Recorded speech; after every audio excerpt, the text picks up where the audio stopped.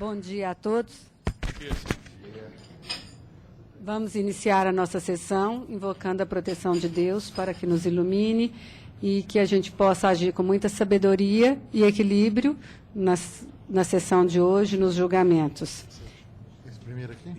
Tem algum registro que vocês gostariam de fazer? Algum registro? Bom, então, inicialmente, declaramos aprovada a ata da sessão anterior e podemos iniciar os trabalhos com os processos físicos. Ok, pois vamos, bom dia. Iniciando pelo processo número 38 da pauta. 38 é o AIRO 1719 de 2014. Relator, juiz convocado, doutor Frederico Leopoldo Pereira, agravante Turilessa Limitado. Agravado, Tiago de Souza Lopes. Inscrito para sustentação oral, doutor Edson Antônio Fiuza Gutierrez, pela recorrente.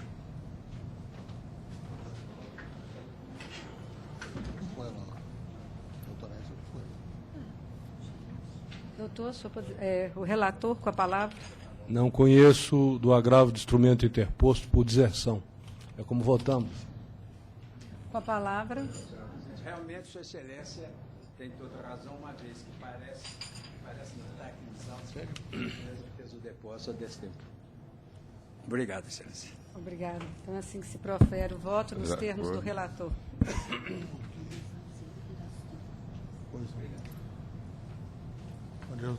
Seguinte ao 24 da pauta, agravo de petição 1300 de 2005, relatoria do excelentíssimo juiz Dr. Frederico Leopoldo Pereira e revisão do excelentíssimo juiz Dr. Alexandre Wagner de Moraes Albuquerque, agravante União Federal e agravado Padaria e Confeitaria Marquena Gomes Limitado. Escrito para sustentação oral, Dr. Fábio Guimarães Bensussan, neste e no processo seguinte, pela União Federal.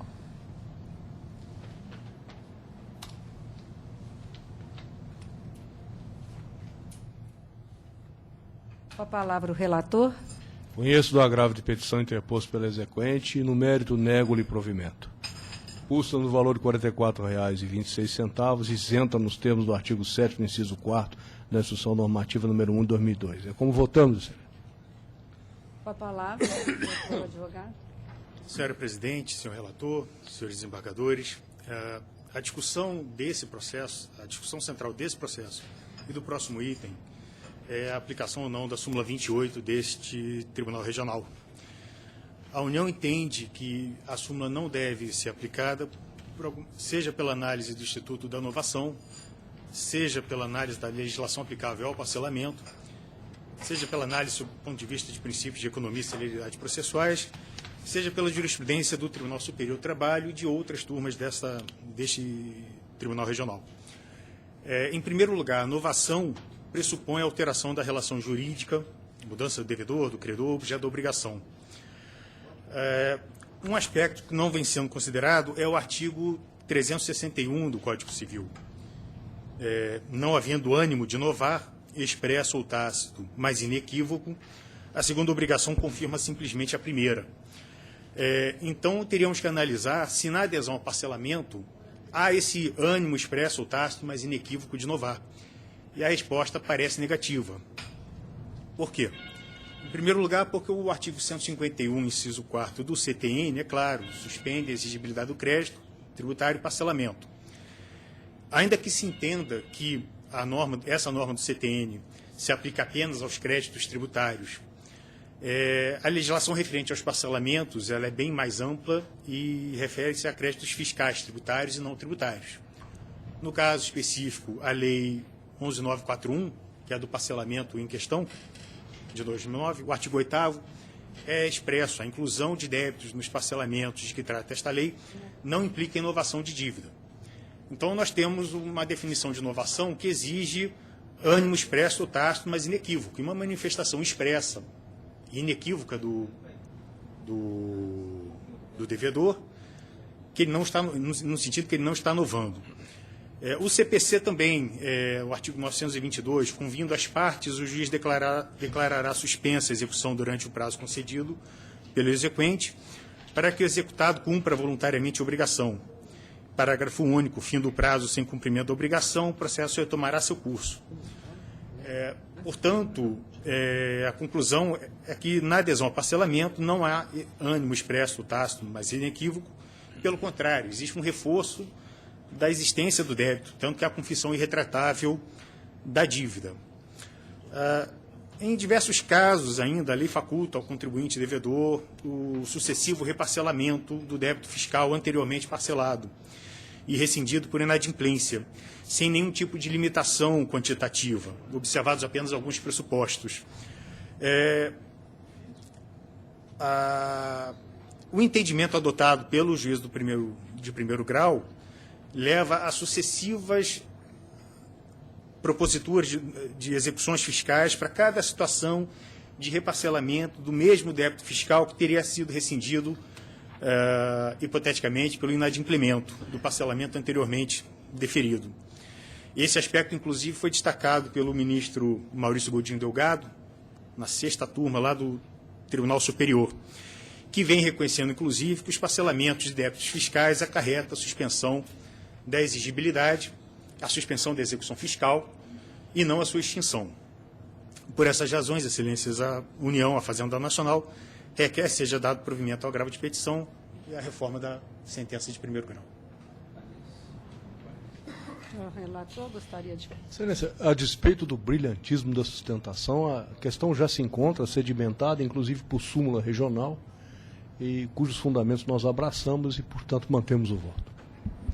Eu acompanho o relator. Eu, como terceira votante, também acompanho. Então, a decisão fica proclamada nos termos do voto do relator.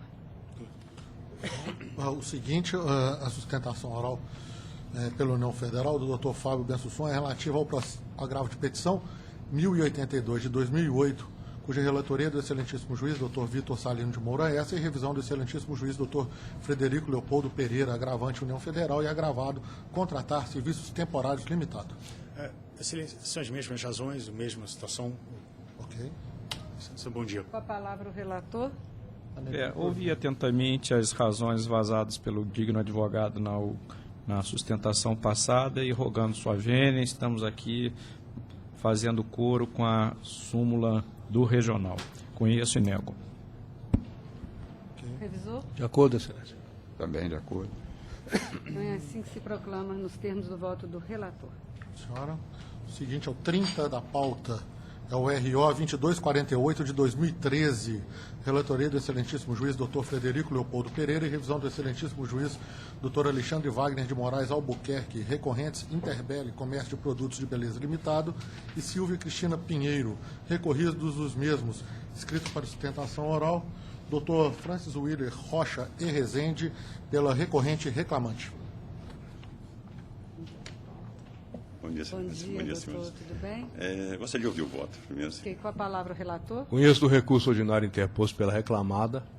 No mérito, rejeitando a preliminar de nulidade da sentença por negativa de prestação jurisdicional, dou provimento ao recurso para excluir da condenação o pagamento de diferenças salariais e férias de 2007, 2008, 2008, 2009, 2009, 2010 e 2010, 2011.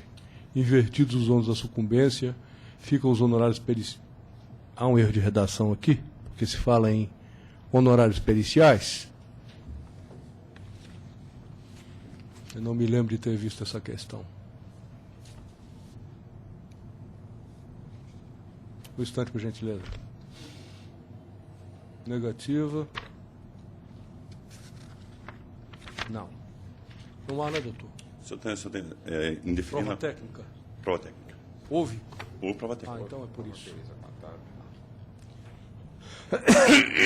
Então a União vai ter que suportar. Conheço do recurso adesivo da reclamante, no mérito dou provimento para condenar a reclamada a pagar horas extras além da 8ª diária ou 44ª semanal, por todo o período não prescrito, acrescidas do adicional convencional ou na sua ausência do legal. Ante a habitualidade, são devidos os reflexos destas horas extras em férias de seu terço, 13º, aviso prévio, fundo de garantia adicional e repouso remunerado. Por fim, observe-se na apuração dos valores devidos a súmula 264 do TST, divisor 220, o disposto nas orientações jurisprudenciais 394 e 415 da seção de dissídios individuais 1 do colênio TST, mantido o valor da condenação por quanto compatível. É o voto, excelência. Excelência, só uma questão. Você exclui apenas nas férias? As diferenças. Só. Diferenças e diferenças Ah, salariais. as diferenças também? Ah. Eu gostaria de esclarecer que o que aconteceu foi basicamente uma julgada. A reclamante recebia comissões mês a mês e o salário dela veio aumentando em razão às vendas da empresa. O que acontece? A empresa, quando percebeu que o salário dela estava aumentando muito em razão das vendas, ou seja, da competência dela, eles cortaram o salário dela, colocaram ele fixo, de acordo com o último salário recebido, entendeu? E ela deixou de receber as comissões. Ou seja, a perícia mesmo apurou isso, que essas diferenças de comissões dela passavam de 240 mil reais. Então, foi uma afronta à Constituição, porque reduziram o salário dela. Independente do que acontecido, reduziram o salário dela. Eles cortaram, simplesmente congelaram o salário dela e ela deixou de receber aquilo que ela foi competente em fazer. Então, eu gostaria que o doutor revisse o voto. Pelos fundamentos já distribuídos, nós pedimos vênia para manter a nossa posição. Com a palavra, professor. Nesse processo eu fiz algumas observações. A questão de fundamento eu acho que ela tinha sim alguns encargos de gestão, mas não tinha aquela remuneração de 40%, então não seria mesmo o caso de se aplicar a reclamante a exceção do artigo 62 da CLT.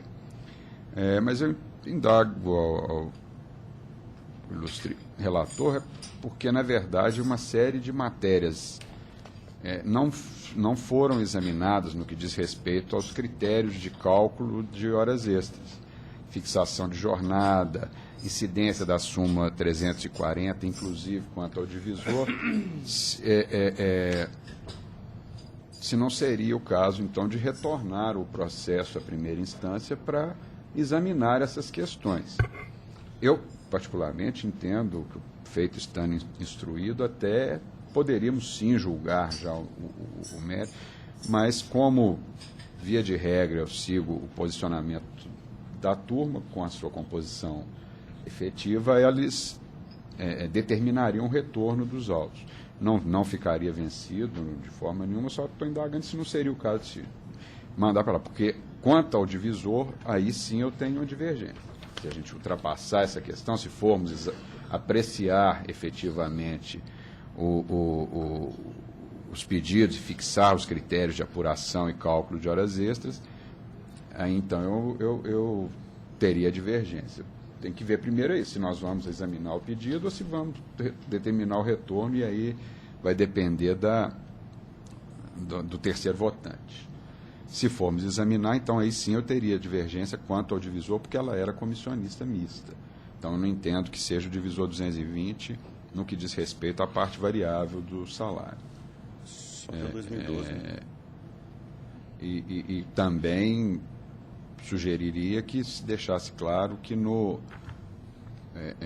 a autora tinha um intervalo de 1 hora, porque, salvo engano, não está sendo fixado expressamente no voto a existência de intervalo. Então, a primeira coisa a gente tem que definir se vamos examinar o pedido. Depende de Vossa Excelência. Eu, como terceira votante, eu penso que nós poderíamos, sim, examinar, e se for o caso, talvez adiarmos para a próxima, porque para a próxima... Mas já fez o exame. Já fez? Já está feito. Aí, inclusive, foi ponderado aí a incidência da súmula 340 Isso, do aí é que realmente seria divergente. Comissionista misto, o divisor, e aí eu acho que isso é possível, sim. O meu voto seria nesse sentido, só para a gente adaptar. Exato. Então, Vossa Excelência acompanharia a divergência quanto à aplicação da súmula 340? Sim, acompanho a divergência nessa aplicação. E entendendo que a gente poderia já examinar... Quanto ao intervalo? Também. Acho que poderia ser 1 hora. Só adequar o voto, não precisa adiar, não. Então fica nesse sentido. Eu também não precisa nem constar como divergência a remessa à primeira instância de forma nenhuma. A divergência, então, é quanto à súmula 340 e ao intervalo de 1 hora. Que eu acompanho. Tá, então aí é só mesmo adequar nesses dois pontos. Vamos ficar vencidos, adequamos o voto. Tá bem. Ok. É isso?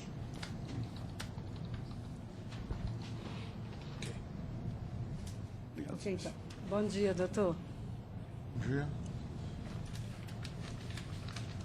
Próximo. Pois não, doutora.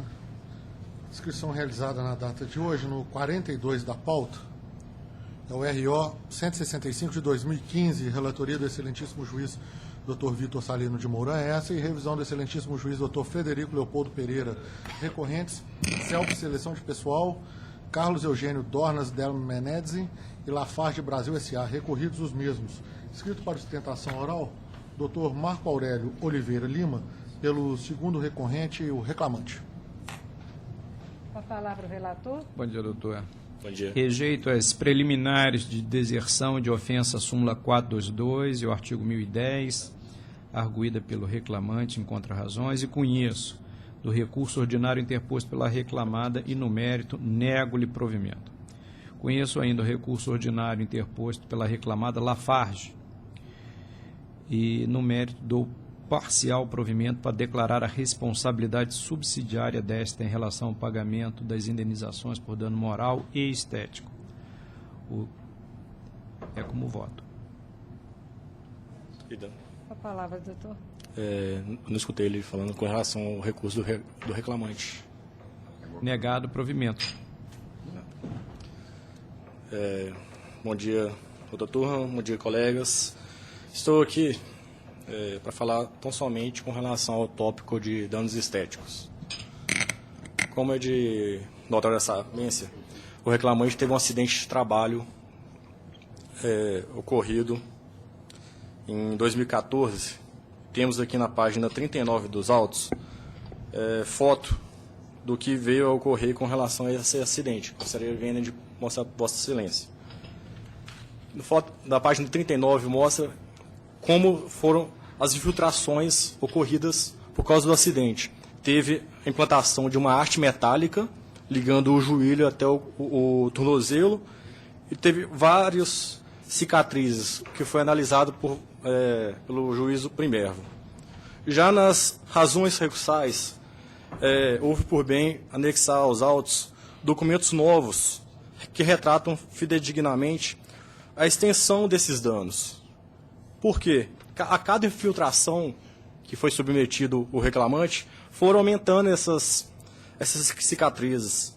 Inclusive, no momento da audiência de instrução e julgamento, o juiz, analisando essas cicatrizes, deu a sua sentença.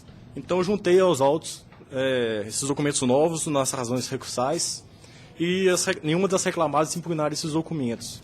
Então, dá para ver claramente que as cicatrizes aumentaram, de certa forma, que merece um ponderamento maior com relação à fixação dos valores de danos estéticos.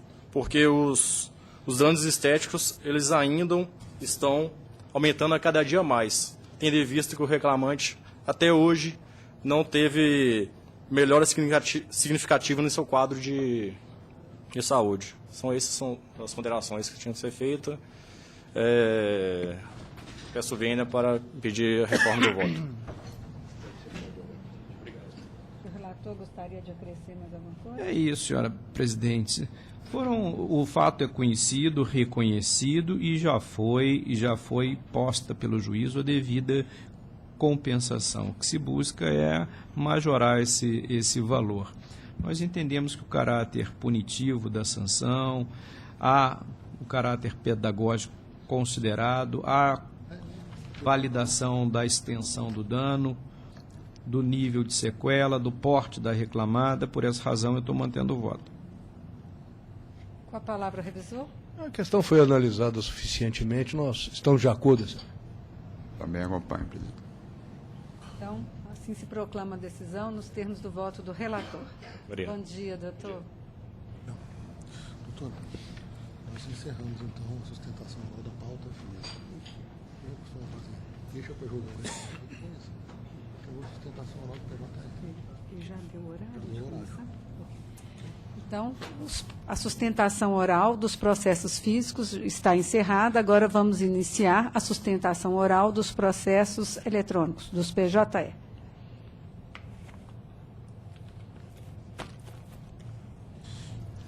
Iniciamos pela Sala da excelentíssima juíza doutora Gisele de Cássia Vieira Dias Macedo.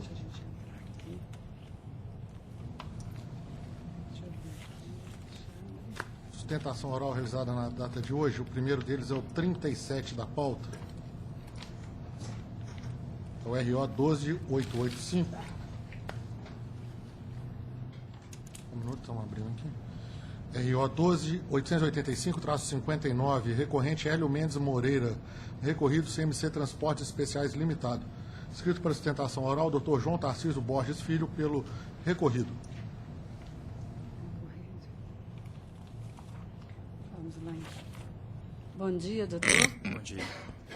Conheço do recurso ordinário interposto e, no mérito, dou-lhe parcial provimento para reconhecer a dispensa do reclamante sem justa causa e para condenar a ré ao pagamento de aviso prévio indenizado, 33 dias, 13º salário proporcional, férias proporcionais mais 1/3, FGTS mais 40%, e na obrigação de entrega das guias TRCT, guias CDSD e retificação da CTPS do reclamante, para fazer constar como data da dispensa o dia 31/12/2014, considerada a projeção do aviso prévio, assim que intimada para fazê-lo, sob pena de multa diária de R$100 por dia de atraso, até o limite de R$3.000, revertida em favor do autor. Recolhimentos fiscais e previdenciários, nos termos da lei, juros e correção monetária nos termos da súmula 20381 do TST, invertido o ônus da sucumbência, custas a cargo da reclamada no importe de R$160, calculada sobre o valor da condenação, que ora arbitro em R$8.000. Bom dia, excelência. Data máxima vênia. A empresa entende de maneira divergente.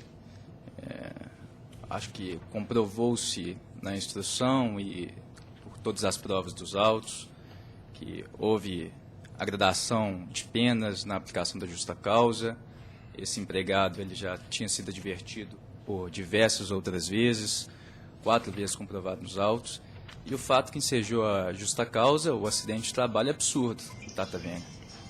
Ele, na condução de seu caminhão, bateu em outro carro, arrastou ele por diversos metros e só parou quando os transeúntes da via chamaram a atenção. Então, mostra data vênia que a conduta dele é, no mínimo, negligente e reiterada, porque ele já tinha batido o carro dele, o caminhão, né, outras 3 vezes. Em uma delas, inclusive, ele bateu ocasionando um engavetamento na via expressa, ou seja, esse empregado data vênia, ele negligenciou na sua função, negligenciou suas tarefas, bateu o caminhão diversas vezes, no interregno de 2 e 3 meses ele bateu 3 vezes o caminhão. O último acidente foi um acidente muito grave, ele arrastou um Fiat Uno por diversos metros, podia ter sido um acidente mais grave. Então, data máxima vênia, a gente pede que seja negado provimento ao recurso do reclamante. Neste caso, analisando as provas, doutor, nós observamos que não houve a gradação das penas e, sopesando as declarações assinadas pelo autor e carreadas ao auto, foi dito também que ele foi dispensado por justa causa por não estar concordando em assumir o pagamento dos danos. Enfim, então, considerando essa falta de gradação, essa declaração, aí nós entendemos por bem reverter, né, a aplicação da justa causa. Esse seria o nosso voto. Eu sou o revisor, estou de acordo. De acordo, senhor. É assim que se proclama. Obrigado. Ok. Doutor, você me emprestaria? Estou com outro processo aqui, gravado aqui. Eu acho que também acho que tem outro. Entendi. Doutor, eu acho que tem um equívoco. Espera aí. Está no sistema, tá. Isso, não, tem um equívoco. Eu refiz isso mesmo. É esse mesmo aí. Doutor, me desculpa, O que mas tá teve um constando? equívoco. O voto que nós temos constando no sistema está negando o provimento. É isso mesmo. Tá negando provimento ao Sim. recurso, doutor. Houve um equívoco aqui. A advocacia cheia de emoções, né, doutor? 37. Às vezes é a Se o favor. empregado que bateu num carro arrastou ele por diversos metros não pudesse demitir por justa causa, eu fiquei assustado aqui agora. 37. Não, mas o senhor não se poupe do Cada susto, caso é não. um caso, né, doutor? De vez em quando Cada tem. caso é um caso. Claro, doutor, claro, doutor. Este foi um posicionamento, mas o senhor quer ver, doutor, a decisão aqui foi diferente. Veio um para mim. Aqui, ó, quer ver lá? Não, mas o que veio para nós foi Não era esse, não. Aqui, ó. Desculpa, doutor. Conheço do recurso ordinário interposto e no mérito nego-lhe provimento. Desculpa, doutor. Estava certo no sistema, mas o que veio físico para mim estava escrito errado. Mas peço perdão, está retificado, então é assim que se proclama. Que o relator, o revisor já deu de acordo e o terceiro votante também. Obrigado. Não é todo dia, não, meu amigo. Vai com Deus, hein? Reza para olho gordo, os colegas. 37, ok. Estamos no sistema. Mas acontece. Próximo. Próximo é o 10 da pauta. RO 10 567-38, recorrente Pedro Henrique de Paula Ferreira Ângelo e recorrido Intelserv Inteligência em Serviço Limitado. Escrito para sustentação oral, doutora Daniela Campos Amaral, pelo recorrente. Bom dia a todos. Bom dia, doutora. Vamos lá. Deixa eu verificar aqui para não ter esse risco. O que aconteceu aqui mesmo? Esse é o provimento ao apelo. Conheço do recurso interposto pelo reclamante e, no mérito, dou parcial provimento ao apelo para reconhecer que o autor exercia a função de operador de telemarketing, sendo mero corolário o reconhecimento da jornada diária de trabalho de 6 horas, bem como a aplicação dos instrumentos normativos aplicáveis à categoria dos operadores de telemarketing. Em decorrência desta decisão, determino o retorno dos autos à origem, a fim de que o restante do mérito seja apreciado como se entender de direito, de modo a se evitar a supressão de instância, sendo certo que, não se enquadrando a hipótese no disposto no artigo 1013, parágrafo 3º do novo CPC, desde que ainda se faz necessária a análise probatória das demais matérias correlacionadas ao enquadramento do autor na categoria de operador de telemarketing. Por fim, restam prejudicadas as demais matérias recursais. Conheço do... aqui está repetido, já falando. Ok. Nada a crescer, excelência. Nada a dizer? Outro, você queria ver qual? Não era isso. Só ele? De acordo? De acordo, excelência. Ok. É assim que se proclama. Então, próximo. Ok, pois não. Encerrada a sala do excelentíssimo juiz doutor Gisele, passamos à sala do excelentíssimo juiz doutor Vitor Salino de Moura Essa. Vamos olhar, né? O 11 da pauta, RO 10.543-08. A inscrição para sustentação oral. Doutor Rogério Andrade Miranda, pela reclamada, que é a recorrida, adição distribuição Express Limitado. A recorrente reclamante é Vanusa Carla da Silva. 10.543. Bom dia, doutor Rogério. Bom dia, doutor José. Tudo bem? Com a palavra o relator. Conheço e nego. Poderia aguardar primeiro voto divergente? Sim. Se houver. Revisor. De acordo, senhor. Também de acordo. Então, é assim que se proclama a decisão nos termos do voto do relator. Excelência, bom dia a todos. Bom Prazer dia. revê-los. Bom dia, Pode pagar a doutor. cor então, doutor Alexandre? Vou retirar aqui então. Pode pagar a cor? Oi? Pode ficar de acordo então? Já lançaram uma divergente aqui. Nesse processo 11? 11. Não. Para mim, tem divergência minha nele, não. Ah, não, desculpa, perdão, agora fui eu. Ok. Então tá certo. Obrigado.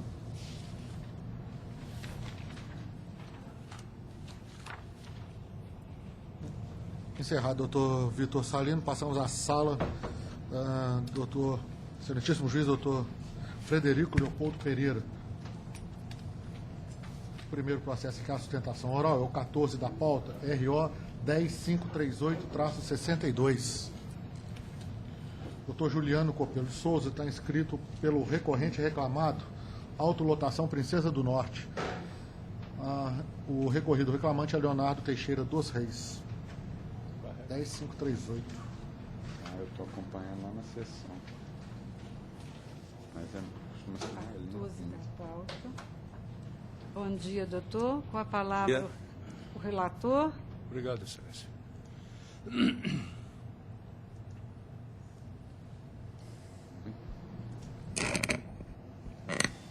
Conheço do recurso ordinário interposto pela reclamada e, no mérito, nego o provimento. É a proposta de voto, excelência. Com a palavra, doutor. Excelentíssimo senhor presidente, excelentíssimos embargadores, colegas, servidores. Bom, com toda a vênia, a proposta de voto do eminente relator, venho aqui destacar alguns pontos do nosso recurso, visando a reforma do julgado, da sentença de piso. Preliminarmente, há um conteúdo do nosso recurso que se refere à negativa de prestação jurisdicional, assim como o cerceamento de defesa. E o que houve exatamente foi a ausência de manifestação do juízo acerca de questões que foram oportunamente levantadas nos autos. E essas questões foram de suma importância, especialmente para fins de se caracterizar ou não a insalubridade. Bom, entendeu o juiz de primeiro grau que o autor trabalhava exposto a agentes insalubres. No caso, graxa e óleo, estaria exposto à ação dos hidrocarbonetos. Porém, como a prova testemunhal trouxe novos elementos para essa possível exposição, seria de suma importância que o juízo de primeiro grau atendesse a um requerimento da empresa no sentido de determinar que o perito pudesse quantificar a intensidade dessa exposição. Então, essa questão relativa à quantificação do tempo na função que exigiria esses contatos com hidrocarbonetos não foi atendida pelo juízo de piso. Portanto, a nossa pretensão seria no sentido de se acolher essa alegação, essa preliminar de negativa de prestação jurisdicional, de cessamento de defesa, no sentido de se reconduzir o feito ao juízo de piso para que ele pudesse, enfim, determinar a diligência no sentido de se quantificar essa exposição. Ora, sabemos que o juiz ele não está obrigado a se manifestar sobre todas as questões levantadas nos autos.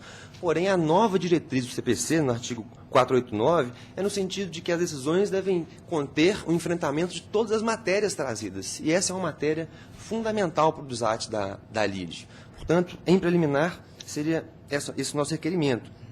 No mérito, caso não acolhida a preliminar, há de se esclarecer que a exposição que o reclamante tinha a esses possíveis agentes insalubres não era constante. E a prova oral trata muito bem dessa questão. O que diz a prova oral? A prova oral diz que havia lubrificador na empresa, que havia também fornecimento de EPI, que esses EPIs eram substituídos periodicamente, que havia treinamentos periódicos para a utilização dos EPIs, né? E quem disse isso não foi qualquer testemunha, foi uma testemunha comum. O senhor Luciano Ferreira Silva foi a única testemunha ouvida, que é uma testemunha comum, tanto ao autor quanto ao réu. E ele disse exatamente isso. Não bastasse, o próprio autor, em seu depoimento pessoal, ele confirma que a empresa possuía um lubrificador. Então, há elementos de prova, especialmente a prova oral, que infirma as conclusões levadas a cabo pelo perito. E sabemos também que o juiz não está adstrito à prova pericial. Portanto, no nosso entendimento, o julgado deveria ser reformado para se julgar improcedente o pedido que concede adicional de insalubridade ao reclamante. E, por fim, em relação às horas extras, o juiz de piso também não acolheu a questão da compensação de jornada, que se dá por meio de negociação coletiva, que está devidamente comprovada nos autos, e determinou que a empresa pagasse horas extras, sem que tivesse analisado essa questão da compensação de jornada. Então, nosso pedido é também no sentido de reformar a decisão de piso para que o pagamento das horas extras seja retirado da sentença. Muito obrigado.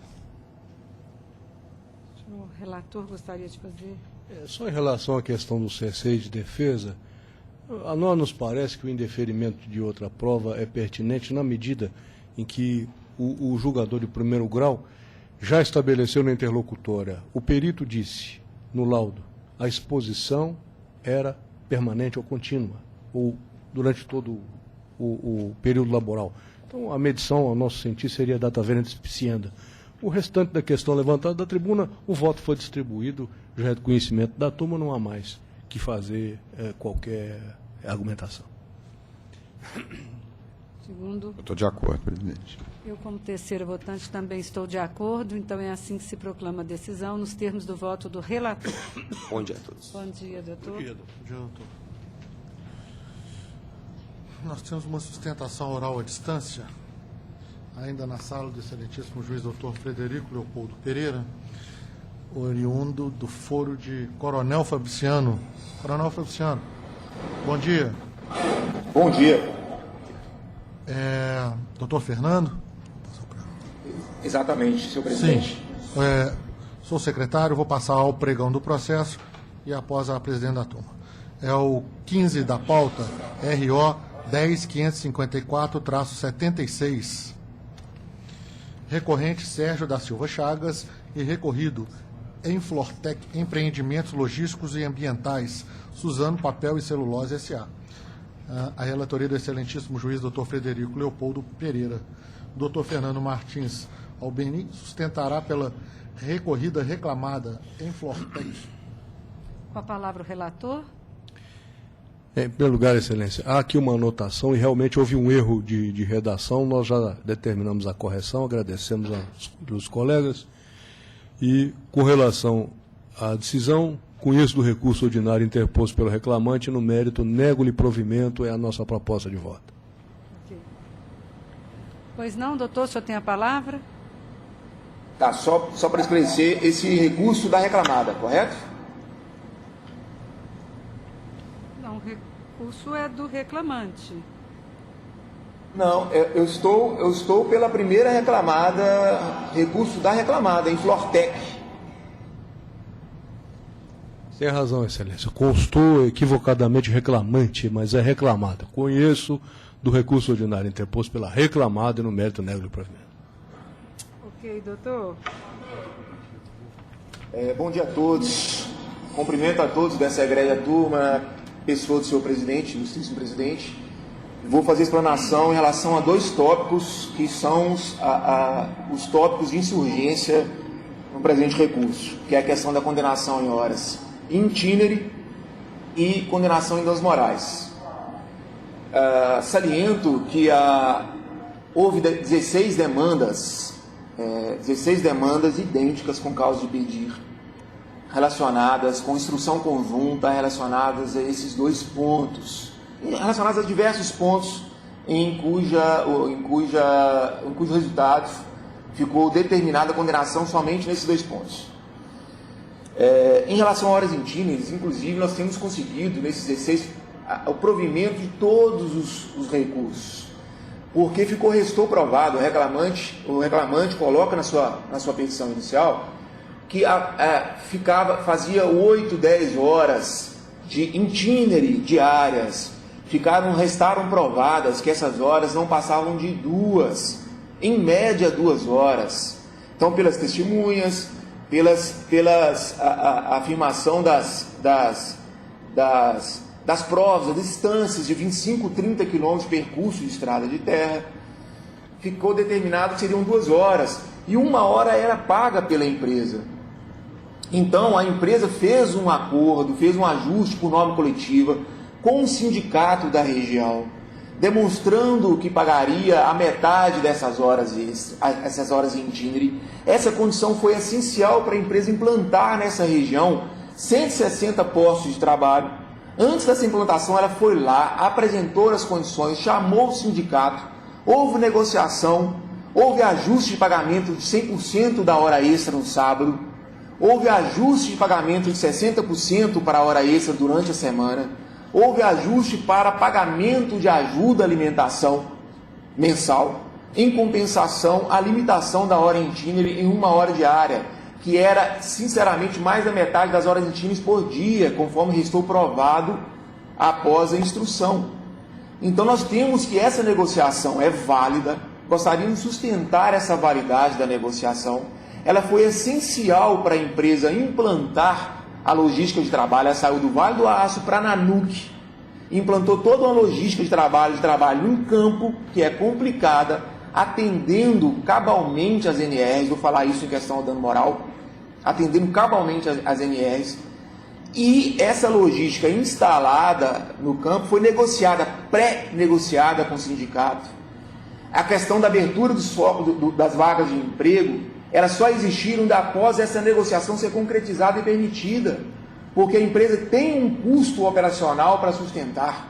E depois dessa frente de trabalho ser encerrada, sem nenhuma denunciação do Ministério do Trabalho, sem nenhuma denunciação do Ministério Público do Trabalho, sem qualquer incidente, nada, sem qualquer situação que contrarie a normalidade da realização de serviço, os trabalhadores vêm buscar 10 horas itinerantes por dia, o que ficou totalmente 8, 10 horas, ficou totalmente desmentido após a instrução. Então é uma situação que pode levar a empresa até a ruína. A empresa incipiente, ela preza por ficar no mercado, para alcançar o mercado, ela está pautando pela legalidade, atendimento às normas regulamentares, mas se for surpreendida por um ataque desse contra a realidade dos fatos e contra a sua logística, ela pode sair do mercado. É uma condenação que, se houver sustentação de vários trabalhadores, por enquanto 16 entraram, em 80, 16 entraram. Se as condições de trabalho, vai tirar a empresa da sua realidade econômica e condição de funcionamento. Ao mesmo tempo, se pensarmos que 16 de 80, pelas condições narradas na inicial, é um número até pequeno. As condições são desumanas, impraticáveis. Então, eu gostaria de pedir vênia para pedir a validação do acordo coletivo.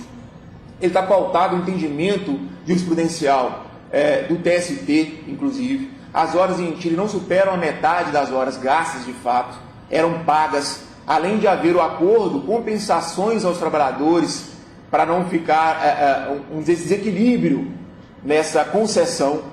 Então eu peço muita vênia para ser respeitadas as razões de recurso, ser analisadas detidamente as razões de recurso e alterada a condenação em relação às horas itinerantes. Em relação aos danos morais, vou ser sucinto, eu só peço vênia porque é o seguinte: a única sustentação de todas as condições deletérias, absurdas, colocadas na inicial, a única que ficou divergente e sustentou a condenação no juízo de origem em danos morais é a alimentação revirada e a ausência de condições nas barracas de vivência. Só que isso não ficou provado. A empresa, a alegação de desconstituição das testemunhas da recorrente, ela é aparente. Não há contradição. A segunda testemunha da recorrente, ela foi extremamente fiel no seu depoimento. Ela alegou que o ponto era anotado pelo encarregado, ela não quis favorecer a empresa. Ela condicionou que haviam frentes de trabalho de 20 pessoas. Só que são frentes de trabalho, tanto que ele fala em barracas de convivência. Então não dá para falar, igual o magistrado fez uma análise objetiva para invalidar o depoimento. Não foi subjetiva, não foi comportamento em audiência. Foi objetiva, falando que ele falou em turmas de 20 pessoas, enquanto outra testemunha falou 30, 40. Só que não eram uma turma, eram duas. Ele fala em turmas. Então ele foi fiel no seu depoimento. O descompromisso do reclamante com a verdade é enorme. Se a empresa for condenada em cada processo desse por uma questão de, às vezes, esporadicamente, que foi confessado, até pela nossa testemunha, a comida chegava revirada, e esporadicamente, numa condição de logística muito pesada. O próprio reclamante alega na sua petição inicial que a estrada é esburacada e difícil. Esburacada e difícil, acesso. Então não pode ser empresa punida por eventual chuva, ocorrência de buraco não dimensionado, às vezes, praticamente, a comida chegar revirada. O próprio reclamante, vale registrar que o próprio reclamante em sua petição, em seu depoimento pessoal, não fala em comida azeda. Ele fala somente em comida revirada. E também ele fala que não havia água potável, mas a sua testemunha fala que havia sim água potável. Desmente ele nesse sentido. Então essas contradições com a verdade, elas são gritantes no processo. No tempo todo, desde o início, eles pautam pelo descompromisso com a verdade. No único ponto, tirando a questão da Laurentini, que eu acho que é uma questão jurídica, é uma questão técnica, no único ponto de fato que ficou controvertido, essa controvérsia favoreceu a quem não tem compromisso com a verdade. Então, houve para mim um desequilíbrio dessa análise do ônus de prova, dessa análise da prova levada a juízo, e uma falta de isonomia nessa relação com as provas. Então, peço vênia, peço atenção a isso, porque isso pode tirar a empresa de uma condição séria de trabalho. Nós estamos, para evitar novas demandas, nós vamos pedindo, inclusive, que seja feita uma intervenção do Ministério do Trabalho lá, para apurar as condições de trabalho. Foi feito um pedido de perícia nesse sentido, para o juízo de origem não foi acatada, para apurar condições de trabalho. Estamos pedindo para evitar essa sangria, que pode tirar a empresa das suas condições de funcionamento e fechar inúmeros outros postos de trabalho. Então eu peço atenção a isso, peço consideração a todas as condições expostas, documentos, fotos, e essa recuperação, esse resgate da isonomia, da verdade ideal produzida no processo. É o que eu peço a Vossa Excelência. Pois não. Presidente, o ilustre procurador já fez a sustentação oral. Gostaria de pedir vista desse processo para a próxima sessão. Não tem problema, se for 1 hora, vai ficar... ok. Doutor, o doutor revisor pediu vista deste processo, então ficará adiado para a próxima sessão. Eu agradeço. Obrigado, bom dia a todos. Tá ok, doutor, bom dia.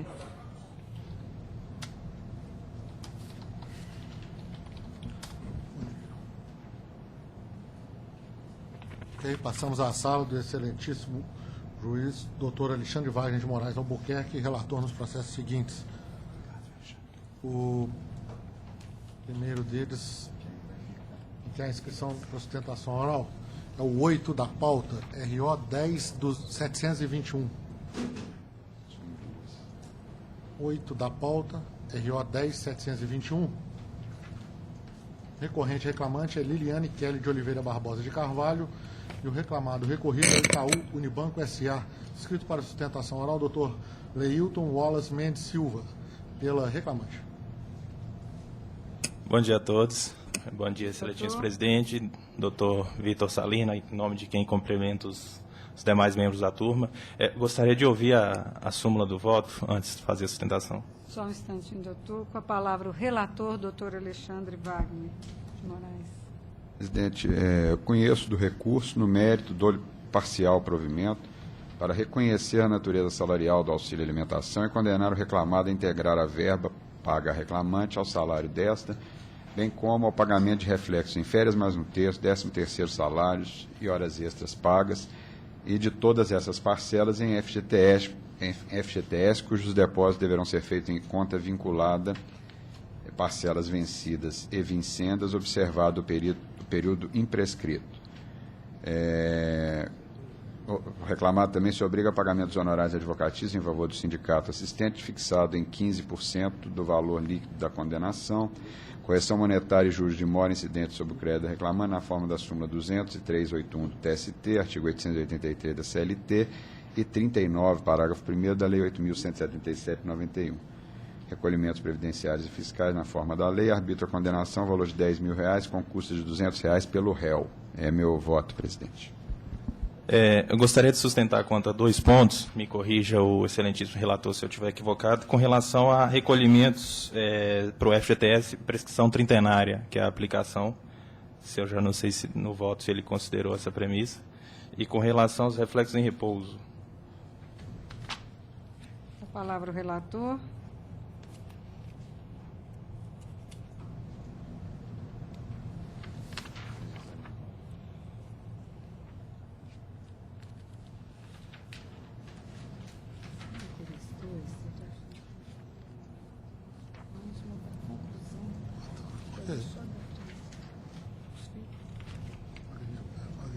lá, né, SJV, né? Não foi nada falado, né? Vai voltar no físico. A prescrição já está sendo examinada e afastada trintenário. Então, quanto ao repouso...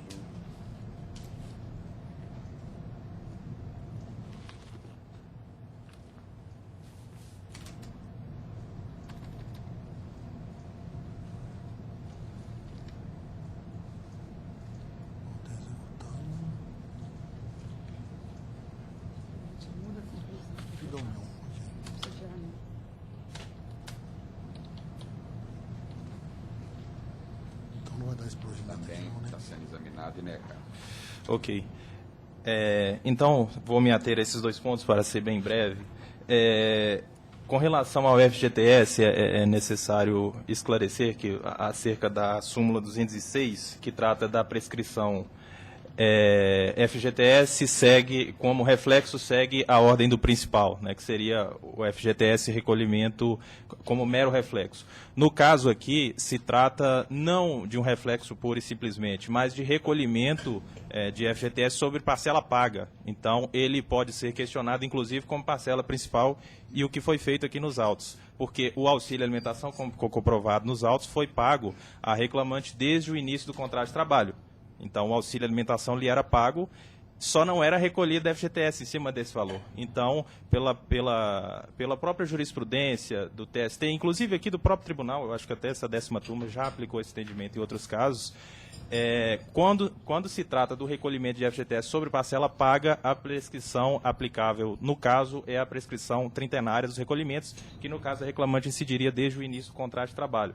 Peço vênio, ilustre relator, para considerar esse tema. E o outro ponto principal aqui é com relação ao reflexo do auxílio alimentação em repouso. Boa parte dos fundamentos que a gente vê aqui no TRT Minas é que o pagamento do auxílio alimentação já era pago mensalmente, o que já remuneraria os repousos. Boa parte dos fundamentos eram esses. Só que tem um ponto específico, já observado inclusive em outros julgamentos aqui, é que a cláusula 14ª das convenções coletivas, que tratam do pagamento do auxílio alimentação, ela se refere ao pagamento por 22 dias fixos por mês.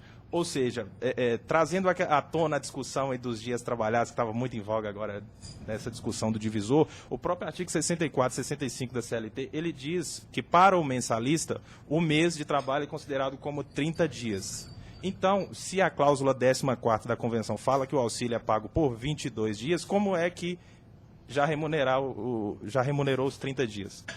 Outra razão para isso é que, se o auxílio alimentação era pago pelo banco como natureza indenizatória, como é que magicamente ele já teria incluído ele para remunerar o repouso, que sabidamente pela Lei 605 pago com base no valor de um dia da remuneração de um dia de trabalho. Se ele era pago como indenizatório, logicamente não pertenceu o reflexo desse valor aos repousos. Então, Vossa Excelência, eu gostaria de chamar a atenção para esses dois pontos, principalmente o FGTS, os recolhimentos pelos 30 anos, já que a parcela foi paga e só não houve recolhimento, e acerca do repouso, que a própria regra da convenção coletiva já se demonstra no sentido de que não houve o pagamento dos reflexos do auxílio alimentação nos 8 dias de repouso para completar os 30 dias que tem o mês. Isso vem e considerar essas razões. Na verdade, as razões já foram consideradas e examinadas antes da elaboração do voto. É uma matéria que é repetida em diversos outros processos, a gente já tem conhecimento, e é a posição que a gente adota, tanto a questão da prescrição não ser trintenária, como não repercutir no auxílio alimentação no repouso semanal remunerado, de forma que eu mantenha a minha proposta de voto, presidente. Eu, como revisor, estou de acordo. Eu felicito o digno advogado pela percussiência com que envolve-se com o tema, mas também estou votando com o relator. Obrigado pela atenção. Bom dia e bom trabalho a todos. Seguinte ao 19 da pauta, ROPS 11923-81. Recorrente Avivar Alimentos Limitado. Recorrida Rízia da Silva Souza Muniz. Escrito para sustentação oral, doutora Cláudia Magalhães Souza, pela reclamada. Recorrente. Bom dia, doutora. Com a palavra o relator. Eu conheço o recurso ordinário interposto pela reclamada, rejeita a preliminar de nulidade por cerceamento de defesa em razão do indeferimento de nova perícia e do requerimento de esclarecimentos periciais, bem como por suposta suspeição do perito. Rejeita a preliminar de cerceamento de defesa em razão do indeferimento da oitiva da testemunha da recorrente. Dou parcial provimento ao apelo da reclamada para reduzir a condenação correspondente aos minutos residuais para 20 minutos por dia de trabalho e reduzir o valor dos honorários periciais para R$ 1.500.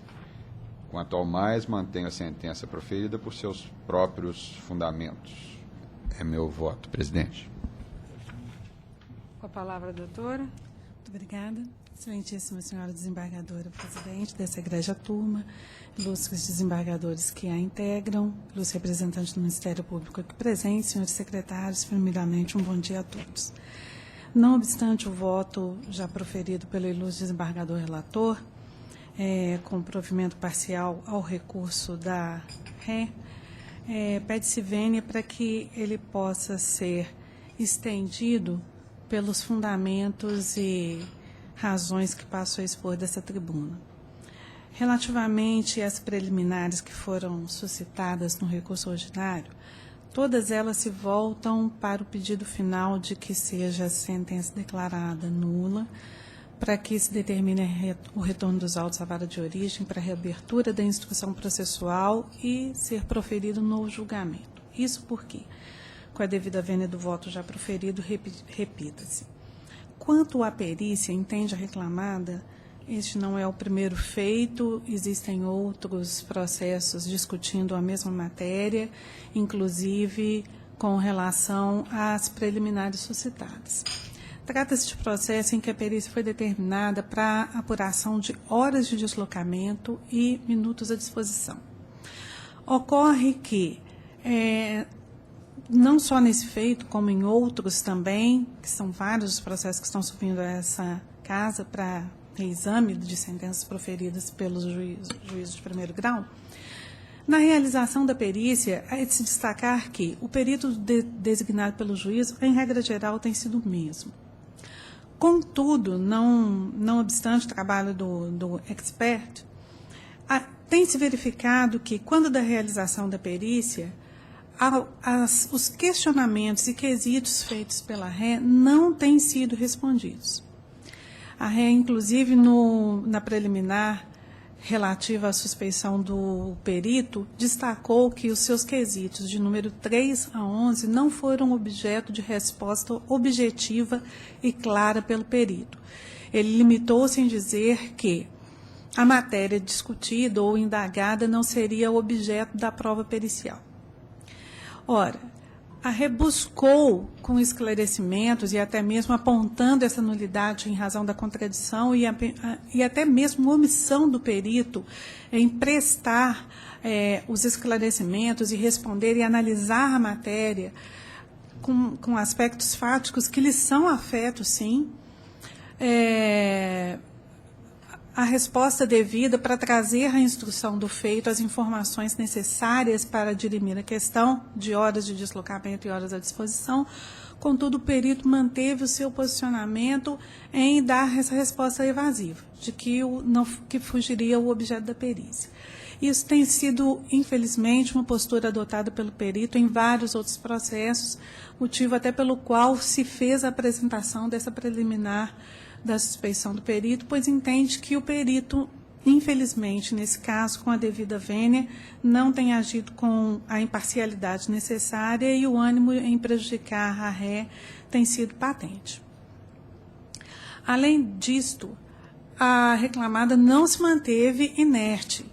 No momento da instrução processual, apesar de ter requerido a realização de nova perícia, que fossem prestados esclarecimentos para se dirimir qualquer dúvida quanto às questões fáticas destas matérias em específico, a Ré, na instrução, levou testemunhas para serem ouvidas especificamente sobre esse caso. A oitiva das testemunhas foi indeferida pelo juiz de primeiro grau sob protesto da Ré. Então, com a devida vênia, entende-se sim que, neste caso, ela ficou cerceada no seu direito de ampla defesa e exercício contraditório, pois, nos questionamentos, na quesitação pericial, não obteve resposta. Quando procurou elucidar as questões fáticas com oitiva de testemunha, também foi impedida pelo juízo de primeiro grau. E teve sentença proferida contra ela, condenando-a com relação às horas de deslocamento e horas à disposição, sem que lhe tivesse sido permitida a utilização dos meios de prova em direito admitidas.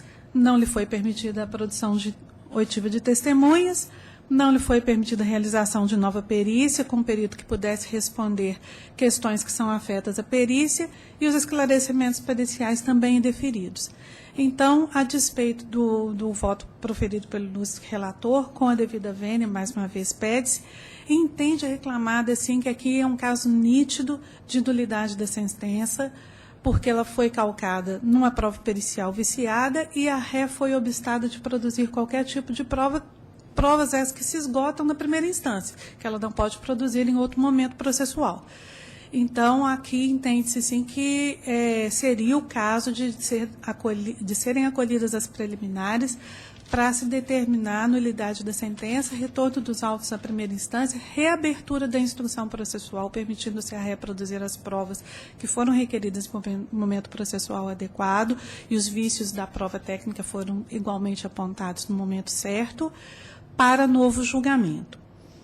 Quanto ao mérito, se ultrapassadas forem as preliminares, pede-se que seja elas ter sido provimento para se afastar as horas de deslocamento, pois entende que, no caso, a reclamada aqui está localizada em local de fácil acesso a transporte público que atende ao local onde a empresa está localizada, com horários compatíveis, tendo-se, inclusive, trazido no recurso ordinário à disposição dos horários em que circula o transporte público.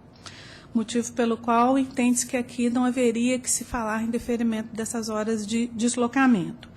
Além de haver previsão em norma coletiva sobre o tema, inclusive com concessão de benefício pela ré, pedindo-se aqui que seja aplicado, inclusive, o novo entendimento do Supremo, proferido em voto do ilustre saudoso ministro Iori Zavascki.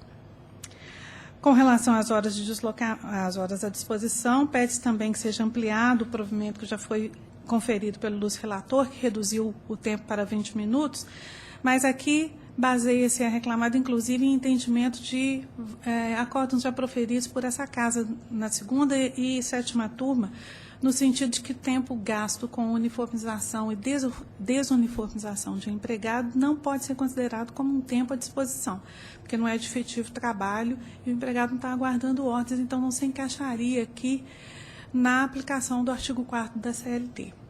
As horas fictas noturnas, a ré trouxe a documentação aos autos, no sentido que elas foram respeitadas e, quando trabalhadas, houve o pagamento e compensação. Por fim, faço destaque aqui com relação à rescisão indireta, que não foi acolhida em primeira instância, mas, em sua defesa, a reclamada apresentou o pedido contraposto no sentido de que, se a reclamante pleiteava a rescisão indireta de forma desfundamentada, porque não existiram as faltas que ela alegou que foram cometidas pela empregadora, então, que fosse, no caso de não acolhimento do pedido da inicial, que fosse considerado fim do contrato de trabalho, porque era evidente o ânimo da empregada em não prosseguir com o vínculo laboral. Até mesmo porque esse foi o pedido da inicial, de que se pusesse fim ao contrato pela modalidade de rescisão indireta. A reclamante, em momento algum da instrução processual, mesmo tendo vista da defesa e documentos desse pedido feito pela ré em sua contestação, silenciou-se.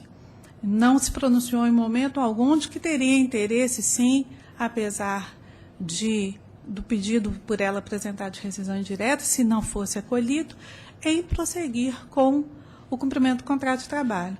No entendimento da ré, então, o contrato deveria ser finalizado, com o pagamento das parcelas consectárias de lei.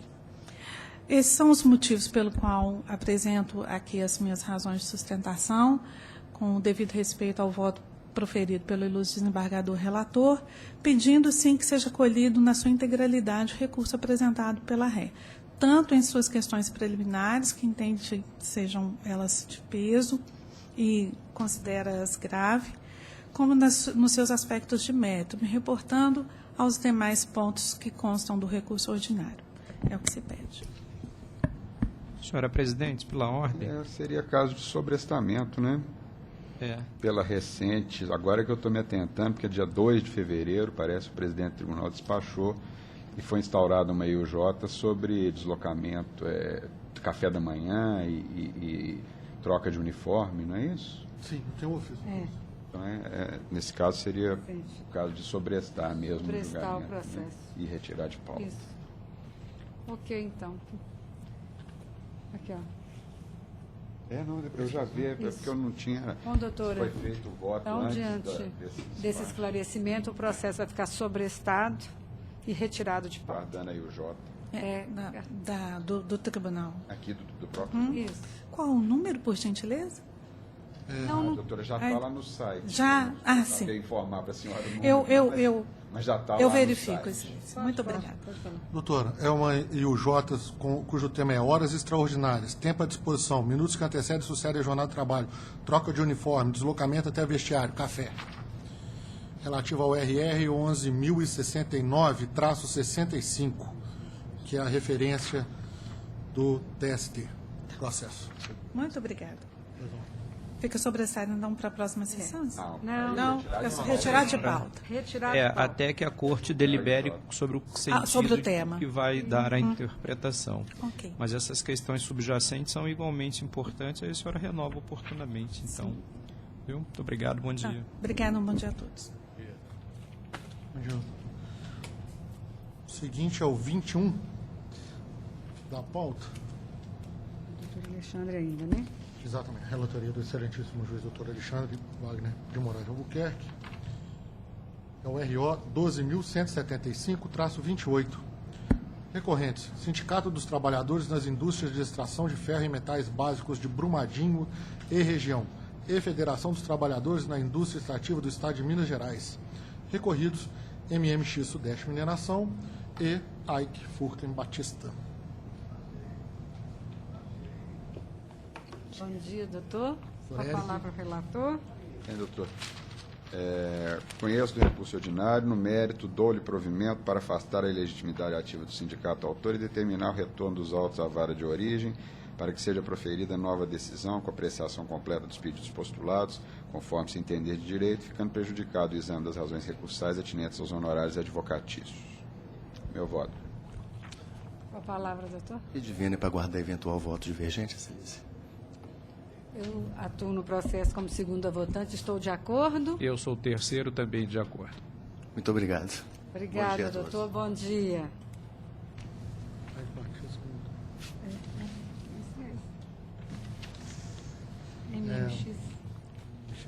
O seguinte é o 12 da pauta. É o RO 11.052-63. Que figuram como recorrentes Banco Santander, Brasil S.A. e Carla Fernanda Cobra. Recorridos os mesmos. Escrito para sustentação oral, a doutora Thaisa de Aquino Pereira, pela recorrente reclamante. Com a palavra o relator. Esse voto ficou, mesmo a conclusão, bastante extenso. Conheço do recurso ordinário interposto pelo reclamado, bem como do recurso adesivo da reclamante. Rejeito a preliminar de cerceamento de defesa. Acolho a preliminar de incompetência absoluta da Justiça do Trabalho para extinguir sem resolução de mérito pedido de incidências reflexas porventura devidas nas contribuições para a Santander Prev. No mérito, dou provimento parcial ao recurso do reclamado para excluir da condenação o pagamento de 10 dias não usufruídos de férias de forma simples nos períodos em que foram convertidos em abonos com acréscimo do texto constitucional. Excluir da condenação o pagamento de gratificação especial. Reconhecer a validade dos horários consignados nos cartões de ponto acostados aos autos, à exceção dos meses de fevereiro e agosto de cada ano, e excluir da condenação o pagamento das horas extras além da 8ª e ou 40ª semanal, assim como seus respectivos reflexos, exceto nos meses de campanha universitárias, fevereiro e agosto de cada ano, em relação aos quais fica mantida a sentença quanto ao pagamento das horas extras pelo labor além da 8ª hora diária e ou 40ª semanal, com base no horário de início registrado nos cartões de ponto e término às 22 horas. Excluir da condenação o pagamento das horas extras decorrentes da não concessão integral do intervalo intrajornada e respectivos reflexos. Determinar a utilização do divisor 220 para apuração das horas extras deferidas, campanhas universitárias e intervalo do artigo 384. Determinar que as horas extras decorrentes da não concessão do intervalo de 15 minutos do artigo 384 deverão ser apuradas apenas em relação aos dias em que a reclamante estendeu sua jornada de trabalho contratual, laborando extraordinariamente, conforme se apurar pelos cartões de ponto.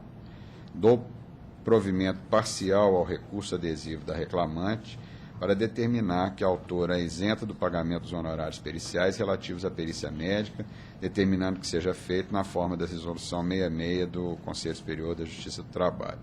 Reduzo o valor arbitrado à condenação para R$ 120 mil, com custas correspondentes a R$ 2.400 pelo reclamado, que fica autorizado a se ressarcir do que recolheu a maior. É meu voto, presidente. A palavra, doutora. Bom dia, excelentíssima desembargadora presidente, demais componentes dessa egregia turma, caros colegas. Excelências, eu vou pedir vênia da proposta de voto do ilustríssimo relator. Entende a reclamante, em primeiro lugar, em relação à integração das verbas de remuneração variável para o cálculo da comissão de cargo. Não foi deferida essa integração, contudo, a convenção coletiva prevê especificamente que a comissão de cargo deve ser calculada com base no salário efetivo. A remuneração variável, que é a remuneração por resultados, é uma parcela que foi paga com habitualidade. É uma parcela que, apesar de variar, ela é fixa e paga todos os meses. Portanto, ela integra o salário e inclusive, tal natureza foi reconhecida pelo banco, tanto que essa parcela já gerou repercussão em 13º, férias e FGTS. Portanto, entende a reclamante excelência que deve ser utilizada, dessa verba deve ser utilizada para o cálculo da comissão de cargo. Em relação às horas extras, entende a reclamante que não restou configurado o cargo de confiança. No caso, a reclamante não detinha qualquer poder de fiscalização, não tinha subordinados e, divergindo do entendimento de primeira instância, o simples fato de a reclamante atender clientes de maior poder aquisitivo, de maior renda, não configura o cargo de confiança. Dessa forma, entende, excelências, que deveria ser determinado o cálculo de horas extras acima da cesta diária.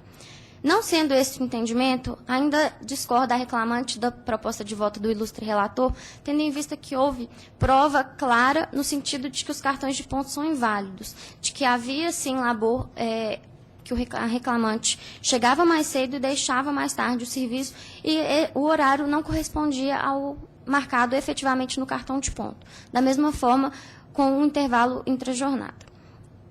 Ainda, excelências, em relação às férias, também houve prova testemunhal efetiva de que houve indícios, como até apontado na sentença de primeira instância, de que todos os empregados eram obrigados a vender 10 dias de férias.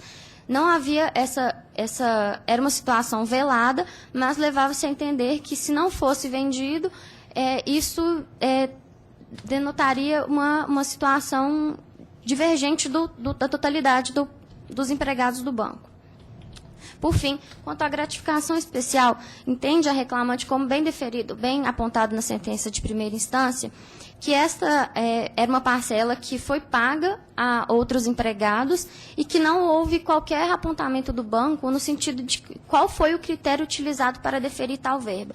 Sendo essa gratificação paga a outros empregados e não paga a reclamante, isso demonstra que não foi observado o princípio da isonomia, devendo ser mantido também o pagamento dessa verba. É o que se requer, excelências.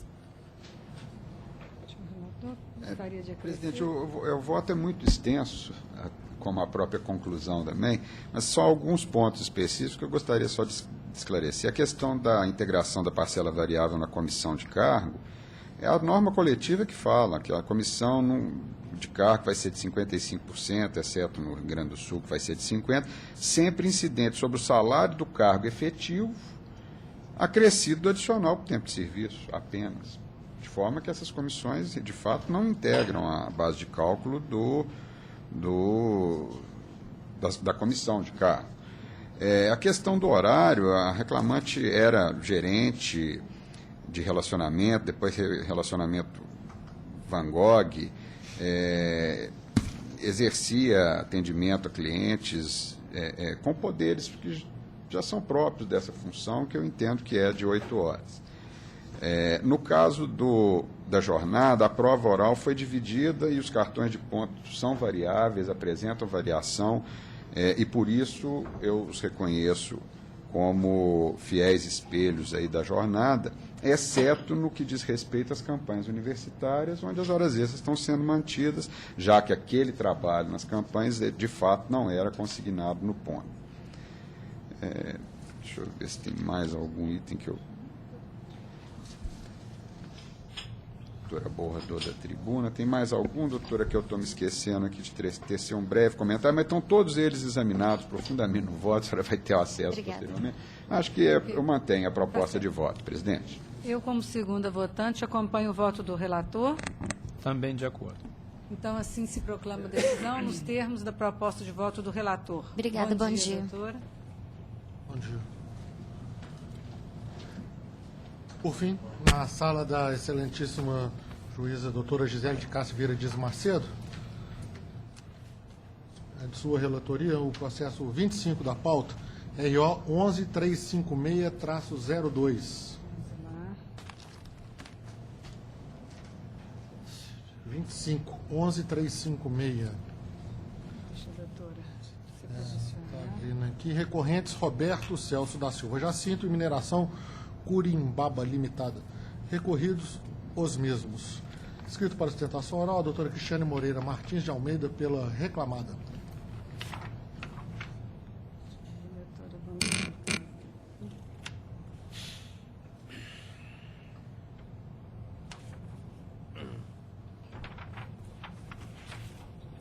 Conheço dos recursos ordinários interpostos e, no mérito, dou provimento parcial a ambos os recursos, ao do reclamante para deferir o pagamento como extras das horas trabalhadas após a 8ª ou 44ª semanal, mantidos os reflexos deferidos na origem e observados os parâmetros de cálculo fixados em sentença, ao recurso da reclamada para excluir da condenação o pagamento do adicional de periculosidade e reflexos nos termos da fundamentação, mantidos os valores das custas e da condenação por ainda compatível.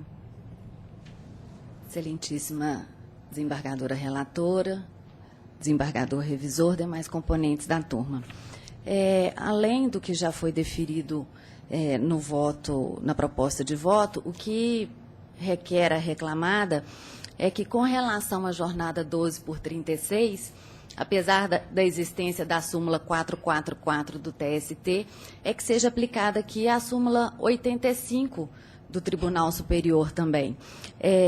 Seja para se reconhecer a validade do acordo tácito da jornada, como já vem fazendo a segunda região, algumas jurisprudências foram colacionadas no recurso ordinário, seja para limitar a condenação às horas excedentes à 8ª hora diária, mas apenas com relação ao pagamento do adicional, tendo em vista que a hora simples, ela já foi quitada regularmente pela reclamada.